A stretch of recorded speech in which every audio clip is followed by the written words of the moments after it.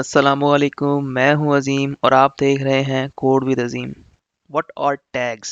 आज का हमारा टॉपिक है टैग्स क्या होते हैं एचटीएमएल में।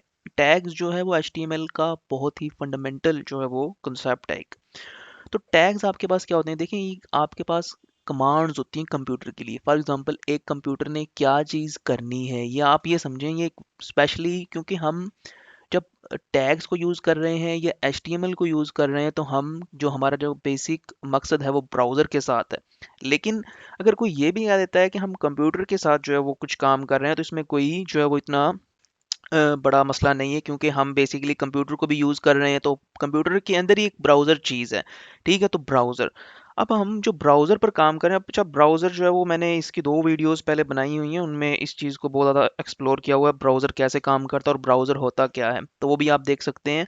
उसके बाद जो हमारे पास टैग्स है ना, ये कमांड्स हैं। आप कमांड मीन क्या होता है कि आप अपने कंप्यूटर को कहें कि मुझे ये करके दे दो, मुझे एक हेडिंग लिख दो जिसमें कुछ भी लिखा हो। ठीक है ना, फॉर एग्जांपल उसमें लिखा हो कोड विद अजीम या कुछ भी लिखा हो, तो आप उसे वो कहें तो वो लिख देगा। इसी तरीके से आप उसको कहें पैराग्राफ लिख दो, टेबल लिख दो, इमेज बना दो, कुछ भी कर दो, एक वीडियो चला दो, जिस तरह अभी हमने अपनी लास्ट वीडियो में देखा। आपके पास एक यूट्यूब की वेबसाइट थी जिसमें वीडियोज़ थी। उसके अलावा जो है वो जितनी भी इन्फॉर्मेशन होगी वो आप टैग्स के थ्रू करेंगे। आप जितनी भी इन्फॉर्मेशन कंप्यूटर को कहेंगे, अपने वेब ब्राउज़र को कहेंगे कि ये काम कर दो, वो काम कर दो, तो वो आप किससे कहेंगे? टैग्स की मदद से। तो ये हम यूज़ करेंगे। ये बेसिकली आप इस तरह ही समझें, जब आप एक आम लैंग्वेज सीखते हैं तो उसमें आपके पास कुछ वर्ड्स होते हैं, तो वो वर्ड्स जो हैं वही आपके पास ये टैग्स हैं, ये वही स्पेशली काम कर रहे हैं। उसके बाद अब हमारे पास जो टैग है ये आपके पास यूज़ होता है markup the start of an HTML element. ये उसको क्या करता है? एचटीएमएल एलिमेंट के लिए जो यूज़ होता है, तो आपके पास एंड देयर यूज़ मतलब आपके पास जो use and they are usually enclosed in angle brackets. अच्छा, आपके पास जितने भी टैग एचटीएमएल में होते हैं, आमतौर पर यही होता है कि ये एंगल ब्रैकेट में जो है वो क्लोज होते हैं। कैसे एंगल ब्रैकेट में क्लोज होते हैं उसके लिए हम देख लेते हैं। इस तरह मैंने यहाँ पर लिखा हुआ H1। H1 जो है वो ये हेडिंग 1 है। मीन्स दैट H1 आपके पास, अब HTML में हेडिंग का पूरा लफ्ज़ नहीं दिया जाएगा, जिस तरह हम उर्दू में अपने कॉपी पेंसिल से पेज पर लिखते हैं हेडिंग। तो जब हम हेडिंग लिखते हैं तो हम पूरा HEADING हेडिंग लिखते हैं, लेकिन यहाँ पर हम क्या करते हैं? हम उसको शॉर्ट कर लेते हैं। शॉर्ट करने से आपके पास मेमोरी में बहुत ज़्यादा जो है वो सेव हो जाती है, और आपको समझ में भी आ जाता है कि H1 का मीन हेडिंग ही होगा।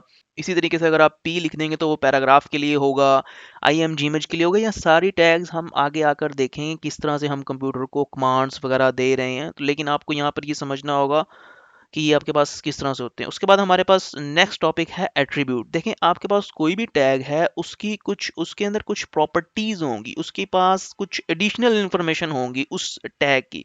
फॉर एग्जांपल, नीचे मैंने आपको एक दिखाया हुआ है IMG के नाम से टैग। तो IMG के टैग में आपके पास SRC इक्वल टू, अगर आप यहाँ पर देखें तो ये आपके पास लिखा हुआ SRC equal to my dog dot JPG।